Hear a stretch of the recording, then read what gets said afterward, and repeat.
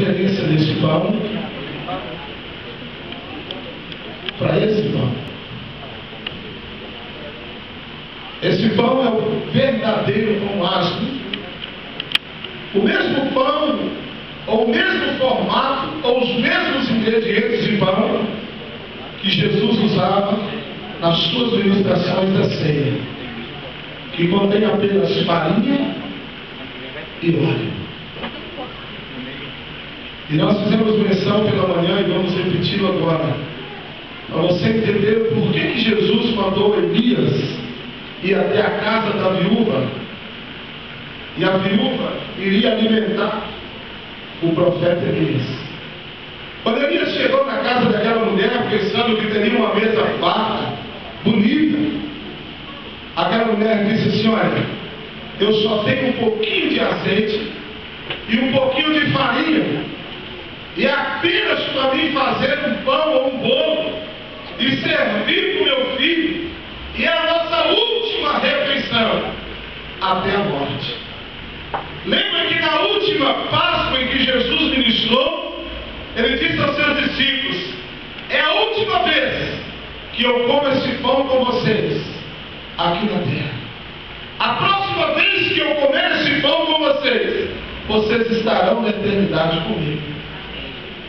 Porque o pão asno não leva fermento, por isso ele é achatado. Um pãozinho bem simples, um pão lindo como nós comemos todos os dias, e muitos de nós somos viciados a pão. Por isso às vezes os gordinhos são mais os cúmplices de comer muito pão, porque o fermento traz o inchaço. Quando nós quebramos o pão,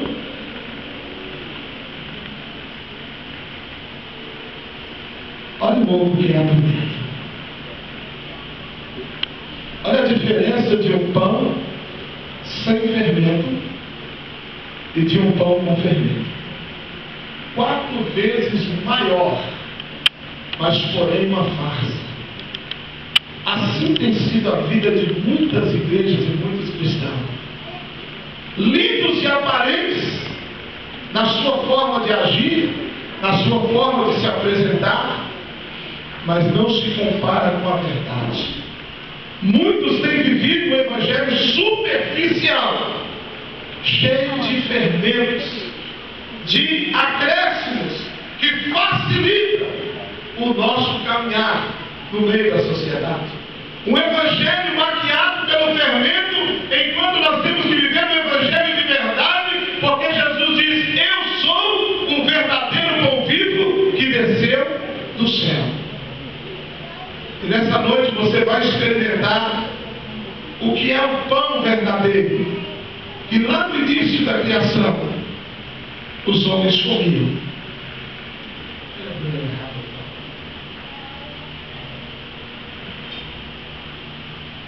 Também não podemos deixar de comparar o vinho que você é servido todos os dias da ceia com o vinho que está de enfeite aqui na mesa, que é um vinho que contém álcool, que perde a sua originalidade quando ele é misturado com álcool, alterando o seu sabor. E a palavra diz em Efésios 5,18 que não vos embriagueis com vinho em que há contenda, mas se você quer se embriagar de alguma coisa, seja cheio do Espírito Santo de Deus. É o único que pode nos embriagar para mudar a nossa história.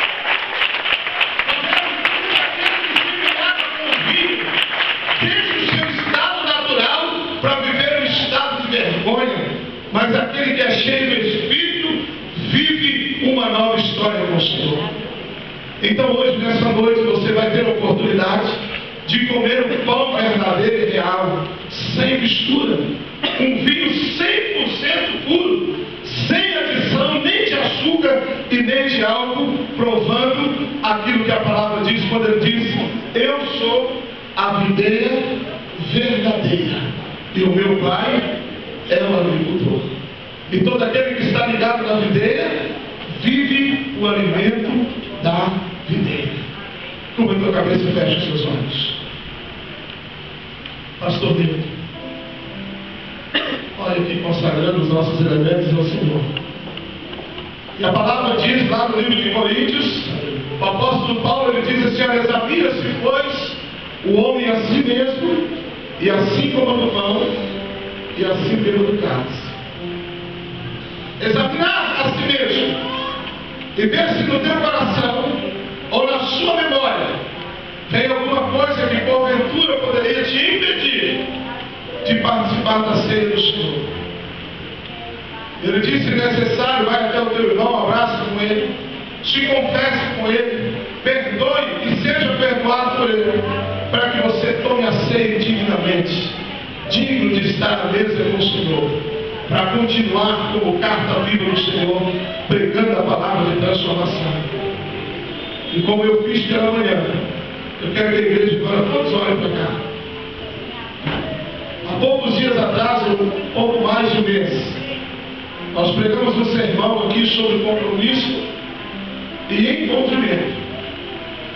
E eu fiz a comparação de um porco e de uma galinha dentro de uma farofa, como aqueles que num tropeiro, na verdade num tropeiro, está envolvido e comprometido. E eu coloquei ali um porco andando de bengala, porque o porco ele está comprometido no tropeiro quando ele dá a sua carne, para que o tropeiro aconteça lá com o torresmo, com o bacon. E a galinha está apenas entregando um pente de ovos, porque ela só é envolvida no processo, porque ela dá o ovo e vai embora, e ela não faz parte. E chegou ao meu conhecimento que algumas pessoas não entenderam a minha colocação e saíram daqui chateados porque eu os comparei com porco e galinha. Mas o Senhor, na sua palavra, em algum momento, ele chamou algumas pessoas de verme, e ninguém questionou. Ele chamou uma mulher de cachorra, e ela disse: Senhor, não tem problema, se para mim ser abençoado, o Senhor pode me chamar do que quiser, porque o cachorro come da migalha que cai na mesa do seu Senhor.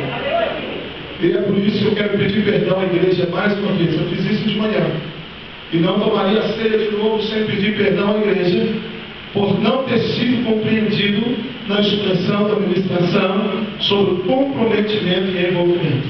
Então eu quero pedir o perdão da igreja, para juntos orarmos e cearmos ao Senhor. Amém? Para o Senhor, igreja, amém? Vamos orar. Você, igreja, a graça poderosa que o Senhor te deu, desde quando você aceitou a palavra, já te deu a nossa fé, como nesta noite foi ministrado. Estende suas mãos para cá, vamos estourando, porque o Senhor vai estar consagrando esses alimentos, e você esteja agradecendo ao Senhor por essa oportunidade, por juntos estarmos aqui, nessa festa tão bonita, nesta mesa tão farta que nos oferece ao Senhor. Esses alimentos puros, como o pastor aqui pregou, porque o Senhor é o melhor. Estende suas mãos agora e agradeça ao Senhor. Amado Deus, soberano Pai, te agradecemos neste momento, Deus, por esta mesa e colocar diante de nós. Eu peço ao Senhor agora, meu Deus, que seja consagrado pelo Senhor, meu Deus Pai, este alimento, meu Deus, que estaremos agora ingerindo, meu Deus. Este pão, meu Deus querido, que agora representa o corpo de Jesus, que por nós ali foi rasgado, Pai, esmiuçado sobre aquela cruz, meu Deus. Ó Pai, esses casos contendo, meu Deus Pai, esse vinho puro, meu Deus querido, que representa, meu Deus, o sangue derramado naquela cruz do Calvário, meu Deus. Ali, meu Deus, uma nova aliança a nós foi trazida ali naquela cruz, meu Deus. Ó Pai querido, eu peço ao Senhor que esses alimentos pelo Senhor sejam consagrados, Deus. E aos termos, meu Deus querido, ingeridos da tua igreja, Pai. Ah, Senhor, meu Deus, a tua igreja vai receber este alimento e participar dele, nascer um renovo na sua vida, no seu espírito, meu Deus querido, porque é assim que o Senhor faz, ó Deus. Nós te agradecemos, ó Pai, agradecemos pela vida daquele, meu Deus, que tem, meu Deus, perpetuado esta mesa, meu Deus, da tua igreja. Nós agradecemos pelas mãos, ó Deus, que tem confeccionado, tem feito, meu Deus, esses pães, ó Deus. Esteja nos abençoando, ó Deus, em o nome de Jesus, em nome de Jesus. Amém. Pode se ver, igreja. Enquanto isso, você pode tirar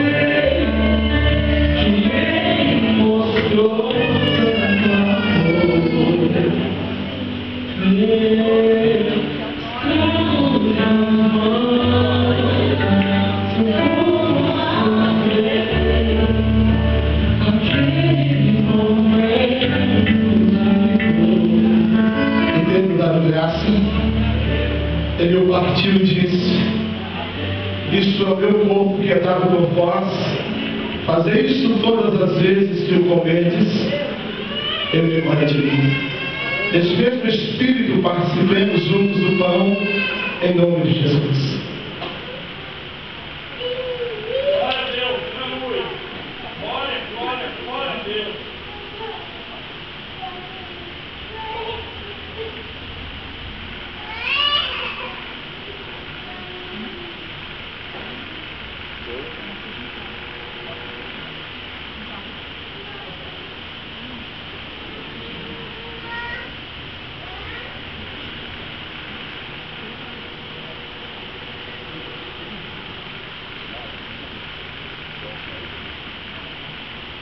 É diferente, não é?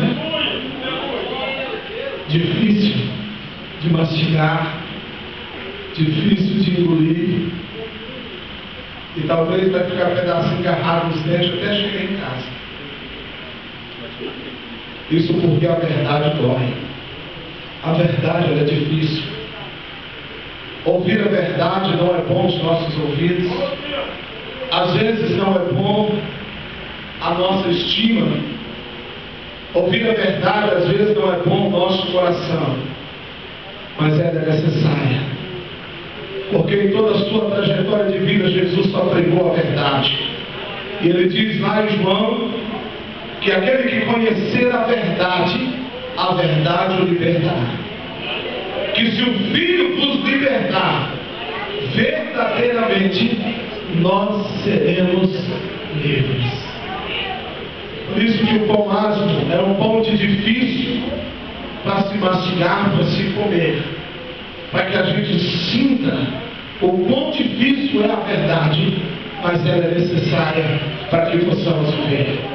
Comer o pão asmo não causa mal algum à saúde, mas comer o pão com fermento sim, porque ele muda as suas características. Mas para a nossa alegria, a videira verdadeira traz um vinho puro, original, doce, da sua própria extração da uva, que traz um gosto saboroso aos nossos lábios, que desce com prazer a nossa garganta e vai para o nosso organismo e nos dá vontade de querer mais. Esta é a vontade de Deus quando Ele diz que o teu sangue garante a nossa vitória. Por isso Ele fez uma aliança com o Pai através do teu sangue, que todo pecado confessado Ele perdoaria. E como sinal desta aliança, toma o teu cálice com 2 ou 3 pessoas e diga para eles: somos um em Cristo Jesus.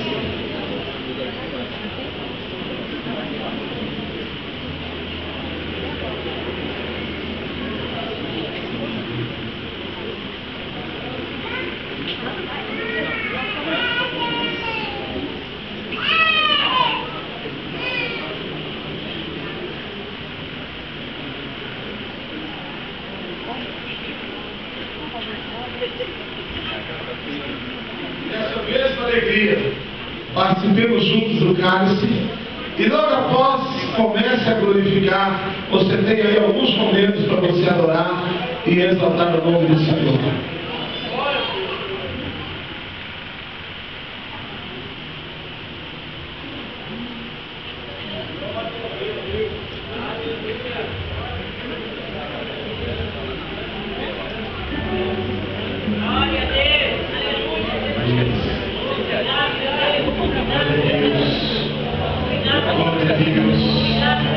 Glória a Deus.